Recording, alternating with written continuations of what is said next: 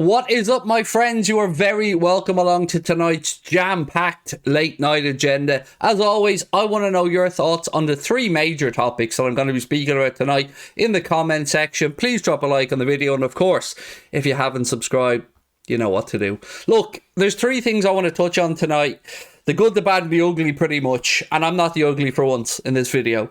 But let's go and start with some bad news. And that is that Diogo Jota has been ruled out until at least after the World Cup. I mean, Jurgen Klopp said months in his comments, but that calf injury, as feared, is rather serious. Now, it doesn't require surgery, so that is a positive. But you got to feel for Diogo, obviously. Would have been part of a very good Portugal squad going to the World Cup in Qatar. Probably would have fancied his chances of going deep in that competition. And it is going to be difficult for him, obviously, to have to watch on from the sidelines. But we wish Diogo a speedy recovery because, look, he's great around the club. Love him as part of our squad. Love his football intelligence. Love him as a fella as well. He just comes across as a really lovely guy. So wishing Diogo all the best in his recovery. And I wish I had better news for you guys on that one. But unfortunately, I don't. Now we move on to two things that caught my eye today and I can't help but comment on. I'm going to start off by speaking about something that Liverpool Football Club did today that just screams of hypocrisy for me and not what I would want my football club doing. If you're not sure what I'm speaking about, John Flanagan retired today and Liverpool wished him the best in his retirement. I don't know about you guys, but I have no interest in wishing John Flanagan, who was charged for assaulting his girlfriend, the best with the rest of his life. I really don't care how he gets on. And I don't think it's a good look for Liverpool Football Club to be wishing him well. I don't know what you guys think about it, but look, football clubs are supposed to be leaders, are supposed to be representative of their community, and that goes along with the morals that the football club claim to have. Now, I like to point out hypocrisies in football clubs because they are absolute hypocrites, but I can't not point them out and let our own club's bad business slide. Liverpool Football Club, in my opinion, should absolutely not be even acknowledging that John Flanagan has retired because quite simply, he doesn't deserve it. They ran him out of the football club quickly enough when John Flanagan was proven in a court of law to have assaulted his girlfriend, and I think it's a disgusting look. I really do.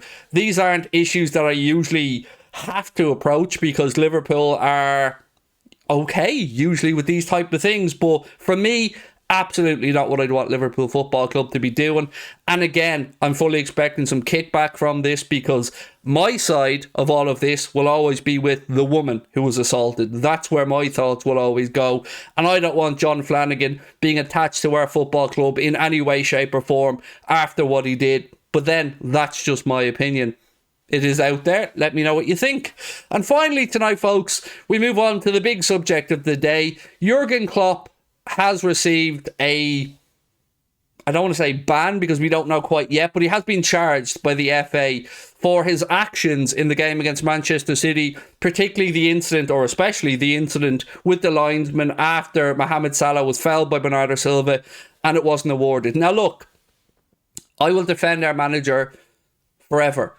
But I have to say, on this occasion, being a hothead myself, I understand what Klopp was feeling in the moment. Like the rest of us, he'd seen an absolute injustice on the pitch with regards to the referee and the linesman not blowing up for a blatant foul on Mohamed Salah. But we can't condone the behaviour. We have to understand that there is a line. Jurgen Klopp crossed that line. And he acknowledged that he crossed the line. And I'm sure when the hearing comes, I think the hearing's on Friday, that he will put his case across. But I think he should accept the charge and I think we should move on. Because as much as I dislike referees, and I do, we do need to get to a position in football where right from grassroots up, kids are respectful of referees. And that has to come from the top. So look, as I said, I'm an absolute hothead. You see me on these streams. I scream, I say stuff, I lose the rag. So I understand what happened with Kloppo, and I don't want him to lose that fieriness, and I don't want him to lose that passion.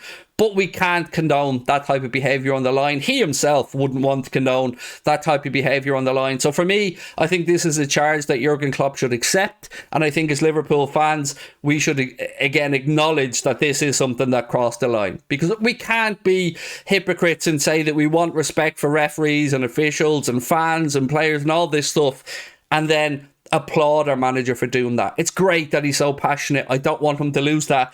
And I probably would have been the very same in that position. So I'm not here judging Jurgen Klopp. I'm not here trying to say that I wouldn't have done the same thing. All I'm saying is I think this is one of those times where he's got to just put his hands up and say, you know what, if a charge comes my way or if it's proven and I'm banned for a game or so be it. It doesn't take away from the main issue here, which for me is that the refereeing or the officiating standards in the Premier League are absolutely shocking and need to be worked on and improved massively.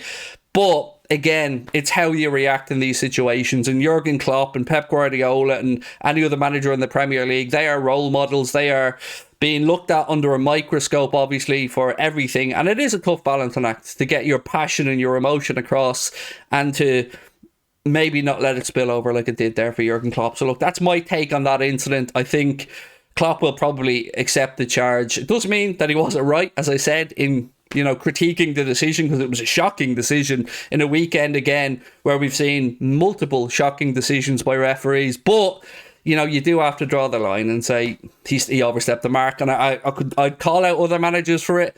I call out other players for it, and I do call out players for it all the time.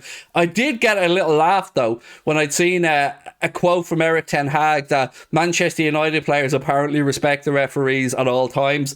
I don't know what Manchester United he's talking about, but it couldn't be the Manchester United that we see week in and week out surrounding referees and moaning in the Premier League. And they're not on their own in that, by the way. Liverpool do it. Every other club does it. But it's that hypocrisy again from Ten Hag to think that, his shit doesn't stink, for want of a better phrase. Look, come on, lads. We know that it's happening, and I want respect for referees. I do, as much as I don't like their decision making. I do think that we need to get this through from grassroots level right through. If you look at rugby as an example, you hear a captain or a player speaking to a referee, they call the referee sir, and there is that absolute line that they do not cross.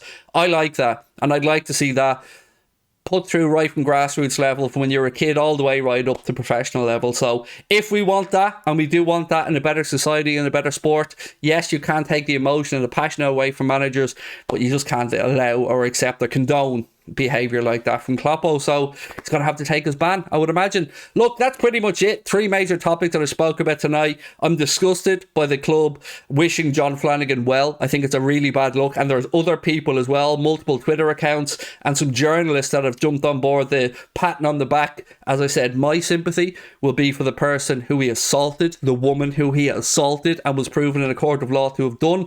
So that to me will be the end of John Flanagan in any way, shape or form. And then we touched on Diogo Jota, of course, who has that injury which will keep him out until after the World Cup. We don't know an exact date yet, but it does or has been confirmed that he won't require surgery. So look, I want to know your thoughts in the comment section. I'm going to head over to Twitch now to do a live stream. We will see you tomorrow night, of course, for the watch along over on Twitch an hour beforehand. Link in the description. Talk to you soon. Bye bye.